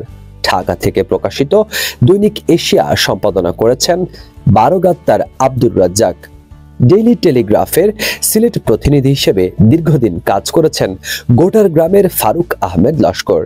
সিলেট থেকে সাপ্তাহিক মুক্ত কলম নামের একটি পত্রিকা দীর্ঘদিন প্রকাশ ও সম্পাদনা করেন সাংবাদিক ও রাজনীতিবিদ এটিএম মুন্তাকিম। এছাড়াও সিলেটে বিভিন্ন জাতীয় ও স্থানীয় পত্রিকায় সুনামের সাথে কাজ করে জকিগঞ্জের মুখ আলোকিত করেছেন আব্দুল হামিদ মানিক, এটিএম হায়দার, ফয়জুর রহমান খসরু ও জেডএম শামসুল সহ অনেক গুণী ও সাহসী সাংবাদিক। সিলেট জেলা প্রেস ক্লাবের 3 বারের সাধারণ সম্পাদক হিসেবে দায়িত্ব পালন করছেন গণিপুরের শাহ দিদার আলম চৌধুরী নোভেল। জকিগঞ্জ থেকেও এক সময় দাপটের সাথে সাংবাদিকতা করে সিলেট জুড়ে খ্যাতি অর্জন করেন আব্দুল মালিক আরিফ, বদরুল হক খসরু ও আব্দুল খালিক তাপাদার সহ আরও অনেকেই। প্রবাসে অবদান। প্রবাসে জকিগঞ্জের মানুষের অবদান কম নয়। আটগ্রামের কৃতি সন্তান জকিগঞ্জ অ্যাসোসিয়েশন ইউকের সভাপতি কাউন্সিলর শেরওয়ান চৌধুরী ক্রয়ডনের মেয়রের দায়িত্ব পালন করেছেন। বিদেশের মাটিতে জকিগঞ্জের তিনিই প্রথম কোনো ব্যক্তি যিনি মেয়রের পদ অলংকৃত করলেন। এর আগে তিনি একই কাউন্সিলে বেশ কয়েকবার কাউন্সিলর ছিলেন এবং বর্তমানেও আছেন। প্রবাসে রাজনীতিতেও জকিগঞ্জিদের অবদান কম নয়। লন্ডনের টাওয়ার হ্যামলেটসের ডেপুটি স্পিকারের দায়িত্ব পালন করছেন ব্যারিস্টার সাইফুদ্দিন খালেদ। যুক্তরাজ্যে এক নামেই পরিচিতি রয়েছে মুফতি আব্দুল মুন্তাকিমের। কাউন্সিলর শেরওয়ান চৌধুরী ও মুফতি মুন্তাকিম যুক্তরাজ্যে চ্যারিটি ব্যক্তিত্ব হিসেবে শত ব্যক্তির তালিকায় স্থান পেয়েছেন। যুক্তরাজ্য প্রবাসী জকিগঞ্জের প্রবীণ ব্যক্তিত্ব বারোহালের আব্দুল মতিন চৌধুরী নিজের এলাকায় গড়ে তুলেছেন মৌলভী সাইর আলী উচ্চ বিদ্যালয়। বিদ্যালয়টি গেল কয়েক বছর থেকে এসএসসি পরীক্ষায় ফলাফলে শীর্ষস্থান দখল করে আছে। যুক্তরাজ্যের কমিউনিটিতে জকিগঞ্জের এক নামেই সবাই যাকে চিনেন তিনি হচ্ছেন সোনাসার গ্রামের কৃতি সন্তান আবুল হোসেন। কমিউনিটিতে অসামান্য অবদান রাখায় কয়েকটি কাউন্সিল থেকে অ্যাওয়ার্ড লাভ করেছেন তিনি। টাওয়ার হ্যামলেটস ও ক্রয়ডন মেয়রের কনসার্ট হিসেবেও দায়িত্বে ছিলেন তিনি।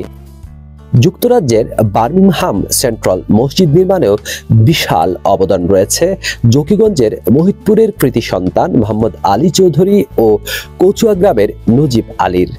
মসজিদ প্রতিষ্ঠার মধ্যে অন্যতম হলেন তারা দুজন। মোহাম্মদ আলী চৌধুরীর ছেলে কামাল এমসি রহমান যুক্তরাজ্যে বিবিসি এশিয়ান নেটওয়ার্ক লিসেনার ফোরামের চেয়ারম্যানের দায়িত্ব পালন করেছেন সুদীর্ঘ 11 বছর। যুক্তরাজ্যে অন্তত 50টির অধিক মসজিদে ইমাম ও খতিব হিসেবে দায়িত্ব পালন করছেন জকিগঞ্জের আলেম ও হাফেজগণ। রিজেন্ট পার্ক মসজিদের ইমাম কুলাকুটার কাজী লুৎফুর রহমান। যুক্তরাজ্যের বৃহৎ মসজিদের মধ্যে এটি অন্যতম। বাংলাদেশ ছাড়াও আমেরিকা, যুক্তরাজ্য, ইউরোপ, মধ্যপ্রাচ্য সহ বিশ্বের বিভিন্ন দেশে জকিগঞ্জের রয়েছেন প্রতিষ্ঠিত অনেক ব্যবসায়ী। প্রবাসের সর্বক্ষেত্রে জকিগঞ্জের মানুষের রয়েছে অনেক অবদান। বিশ্বের বিভিন্ন দেশে চিকিৎসা, প্রকৌশল, ব্যারিস্টার ও সাংবাদিকতা সহ বিভিন্ন ক্ষেত্রে উচ্চ পর্যায়ে সুনামের সাথে শত শত জকিগঞ্জের মানুষ অবদান রাখছেন। জকিগঞ্জের দর্শনীয় স্থান। ভৌগোলিকভাবে জকিগঞ্জের অবস্থান ভারত সীমান্ত ঘেঁষা। উপজেলাটিতে দর্শনীয় অনেক স্থান রয়েছে। জকিগঞ্জ বেড়াতে গেলে যে কেউ ঘুরে আসতে পারেন বরাক সুরমা ও কুশিয়ারার মিলনস্থল, যা তিন নদীর মোহনা ও ত্রিগাঙ্গা বলে সমধিক পরিচিত। তিন নদীর এই মোহনাকে পর্যটন বান্ধব করতে জেলা পরিষদের উদ্যোগে নির্মাণ করা হয়েছে ওয়াচ টাওয়ার। শিশু কিশোরদের বিনোদনের জন্য রয়েছে নানা ব্যবস্থা। প্রতিদিন বিকেলে এই পর্যটন স্পটে প্রচুর লোক সমাগম হয়। সুরমা, কুশিয়ারা এবং বরাকের তীরে অবস্থিত এটাকে বলা হয় যে আমল সিদ্ধি মোহনা পর্যটন এলাকা।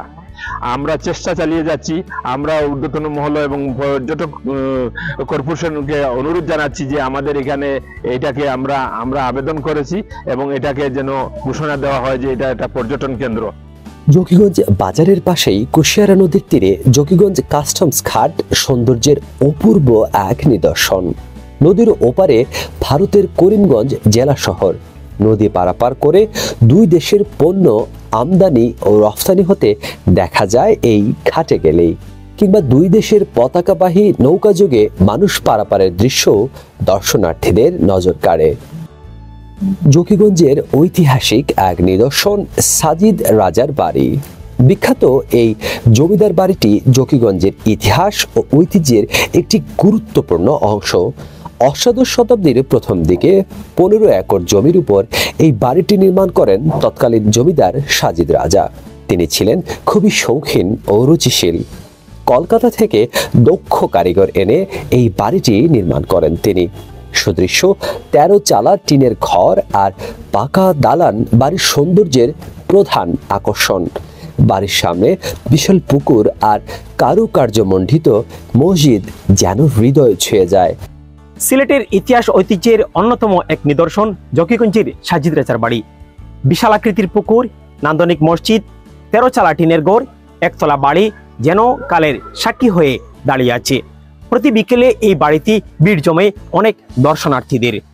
ঐতিহাসিক এই স্থাপনা দেখতে দর্শনার্থীদের ভিড় জমে প্রতি বিকেলেই। বাড়িতে কেউ বসবাস না করলেও সাজিদ রাজার পরিবারের বংশধররা বাড়িটি সংস্কার করেন। এছাড়া কালীগঞ্জ বাজারের পাশেই ব্যক্তি উদ্যোগে গড়ে উঠেছে জান্নাত পার্ক নামের একটি অ্যামিউজমেন্ট পার্ক। বিনোদন, খেলাধুলা এবং অনুষ্ঠানের জন্য হলরুম সহ অনেক কিছুই আছে এই পার্কে। বর্তমানে পার্কটি বিনোদনের অন্যতম স্থানে পরিণত হয়েছে। জকিগঞ্জে ইতিমধ্যেই গড়ে উঠেছে দুটি বিশাল মাল্টা বাগান। বর্ষাকালে যখন গাছে গাছে মাল্টা ঝুলে তখন অনেকেই সেখানে গিয়ে মাল্টা সংগ্রহ করেন নিজের হাত দিয়েই। সিলেটে দ্বিতীয় পৌরসভা জকিগঞ্জ। 1999 সালে গঠিত হয় জকিগঞ্জ পৌরসভা। এর আগে সিলেট জেলায় একমাত্র পৌরসভা ছিল গোলাপগঞ্জ। 2006 সালে জকিগঞ্জ পৌরসভার প্রথম নির্বাচন অনুষ্ঠিত হয়। প্রথম পৌরপিতা নির্বাচিত হন ইকবাল আহমদ তাপাদার। এর পরবর্তীতে বীর মুক্তিযোদ্ধা আনোয়ার হোসেন সোনাউল্লাহ, বীর মুক্তিযোদ্ধা খলিল উদ্দিন পৌর মেয়রের দায়িত্ব পালন করেন। বর্তমানে পৌর মেয়রের চেয়ারে রয়েছেন আব্দুল আহাদ। জকিগঞ্জ উপজেলা পরিষদ। জকিগঞ্জ উপজেলা পরিষদ প্রতিষ্ঠার পর প্রথম চেয়ারম্যান নির্বাচিত হন আফতাব হোসেন চৌধুরী কয়েস। এর পরবর্তীতে বীর মুক্তিযোদ্ধা মাসুকুদ্দিন আহমদ, সাব্বির আহমদ, ইকবাল আহমদ তাপাদার এবং বর্তমানে চেয়ারম্যানের দায়িত্ব পালন করছেন লোকমান উদ্দিন চৌধুরী। হাফেজ আবু তালহা। আন্তর্জাতিক কুরআন প্রতিযোগিতায় জকিগঞ্জের হাফেজ আবু তালহা 2022 সালে বিশ্বজয়ী হয়ে সুনাম কুড়িয়েছেন। তার এমন সাফল্যে গর্বিত জকিগঞ্জের মানুষ। চুঙ্গা পিঠা। শীতকালে জকিগঞ্জের ঘরে ঘরে অনুষ্ঠিত হয় চুঙ্গাপুরা উৎসব। ঐতিহ্যবাহী এই উৎসবে দাওয়াত দেওয়া হয় আত্মীয় স্বজন ও বন্ধু বান্ধবদের। ঠোলু বাঁশের ভেতর বিরুই চাল কলাপাতা দিয়ে সকল প্রক্রিয়া শেষে পোড়া হয় আগুন দিয়ে। এরপর বাঁশ কেটে বের হয় লম্বা লম্বা চুঙ্গা। খাওয়া হয় মাছ ভাজি, মাংস কিংবা ক্ষীর বানিয়ে। যুগের পরিবর্তনে চুঙ্গাপুরা উৎসব অনেকটা হারিয়ে যেতে থাকলেও অনেকেই এই ঐতিহ্য ধরে রাখতে চান। ভিডিওটি নির্মাণে তথ্যের যোগান পেয়েছি প্রসঙ্গ জকিগঞ্জ ইতিহাস ও ঐতিহ্য বই থেকে। 2005 সালে জকিগঞ্জের তৎকালীন উপজেলা নির্বাহী কর্মকর্তা মোহাম্মদ হান্নান মিয়া বইটির সম্পাদনায় ছিলেন। বইটিতে জকিগঞ্জের অনেক গুণীজন তথ্য উপাত্ত সংগ্রহ করে লিখেছেন বিভিন্ন বিষয় নিয়ে। তাদের সকলের কাছে আন্তরিক কৃতজ্ঞতা প্রকাশ করছি। এছাড়া কৃতজ্ঞতা প্রকাশ করছি সাংবাদিক শাহ দিদার আলম চৌধুরী নোবেলের প্রতি। বিভিন্ন ক্ষেত্রে যেসব গুণীজন কিংবা অনেক কিছু ভিডিওতে বাদ পড়েছে, স্বল্প সময়ের মধ্যেই আমরা এই ডকুমেন্টটিতে সংযুক্ত করার প্রত্যয় ব্যক্ত করছি। জকিগঞ্জকে ভালোবেসে নাড়ি টানে ভিডিওটি করার পরিকল্পনা গ্রহণ করেছিল জকিগঞ্জ অ্যাসোসিয়েশন ইউকে। সংগঠনটির প্রতি কৃতজ্ঞতার কোনো শেষ নেই। ভিডিও নির্মাণে যত ভালো হয়েছে সব আপনাদের, আর যত মন্দ হয়েছে সব মাথা পেতে নিলাম আমি আপনাদেরই জুনেদ আহমদ চৌধুরী, জকিগঞ্জ, সিলেট।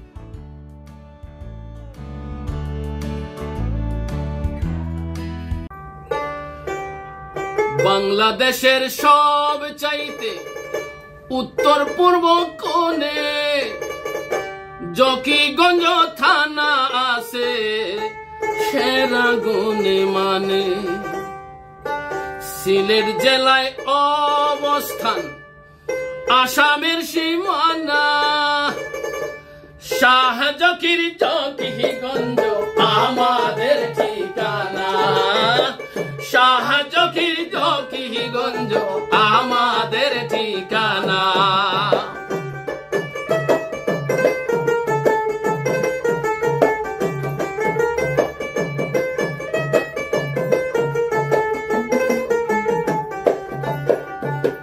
বরাক নদী জন্ম দিল দুইটা জলের ধারা। জকিগঞ্জ ঘিরে আসে সুরমা কুশিয়ারা।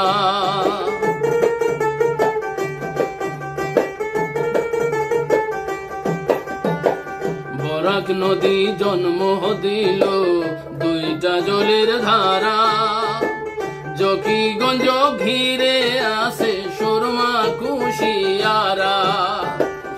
আমল সিদে গেলে পাবেন, আমল সিদে গেলে পাবেন তিন নদীর মোহনা। শাহ জকির জকিগঞ্জ আমাদের ঠিকানা। শাহ জকির জকিগঞ্জ আমাদের ঠিকানা।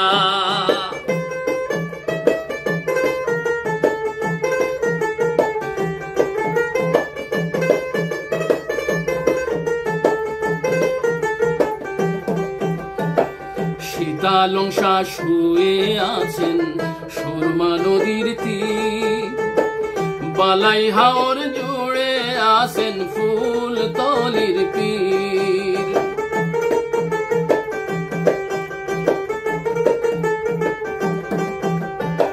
সীতালংসা শুয়ে আছেন সুরমা নদীর তীর। বালাই হাওর জুড়ে আছেন ফুল তলির পীর। শায়েখ মামর খানি দিছেন, শায়েখ মামর খানি দিছেন ইসলামের নিশানা। শাহ জকির জকিগঞ্জ আমাদের ঠিকানা। শাহ জকির জকিগঞ্জ আমাদের ঠিকানা।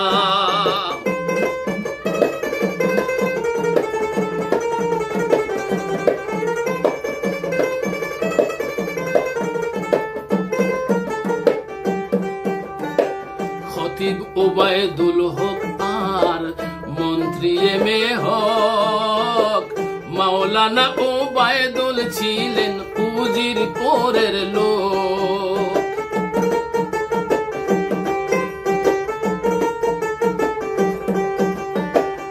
খতিব উবায়দুল হক আর মন্ত্রী এম এ হক। মাওলানা উবায়দুল ছিলেন উজিরপুরের লোক। হাফিজ আহমদ মজুমদার, হাফিজ আহমদ মজুমদার শিক্ষিত ঘরানা। শাহ জকির জকিগঞ্জ আমাদের ঠিকানা। শাহ জকির জকিগঞ্জ আমাদের ঠিকানা।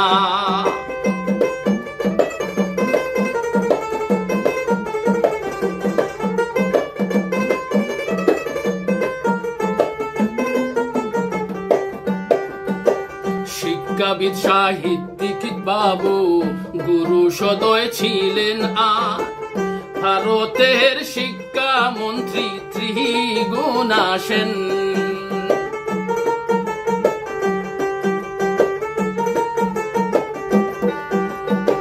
শিক্ষাবিদ সাহিত্যিক বাবু গুরু সদয় ছিলেন আর ভারতের শিক্ষামন্ত্রী ত্রিগুণা সেন।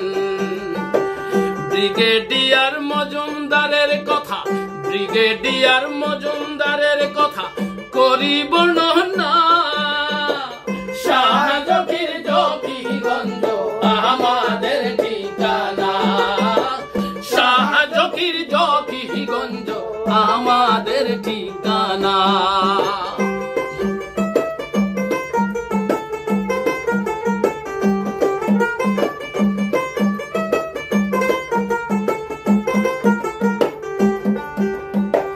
কৃষি পণ্যে ভরপুর আর মিঠা পানির মাছ। বাড়ি বাড়ি দেখবেন সারি সারি গুয়া গাছ।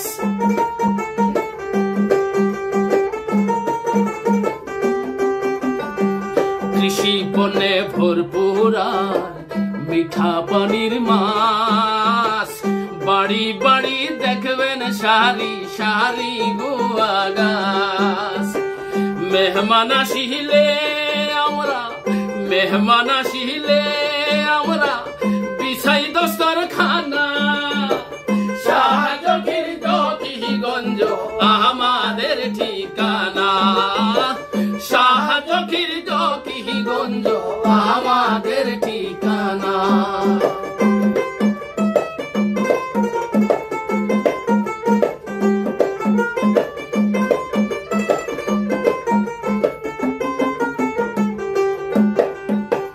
জকিগঞ্জ অ্যাসোসিয়েশন ইংল্যান্ডের তাজ।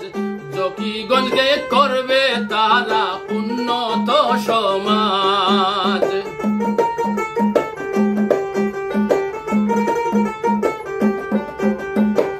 জকিগঞ্জ অ্যাসোসিয়েশন ইংল্যান্ডের তাজ। জকিগঞ্জকে করবে তারা উন্নত সমাজ। আল্লাহ পাকে কবুল করুন, আল্লাহ পাকে কবুল করুন তাদের বাসনা। শাহ জকির জকিগঞ্জ আমাদের ঠিকানা। শাহ জকির জকিগঞ্জ আমাদের ঠিকানা। শাহ জকির জকিগঞ্জ আমাদের ঠিকানা। শাহ জকির জকিগঞ্জ আমাদের ঠিকানা।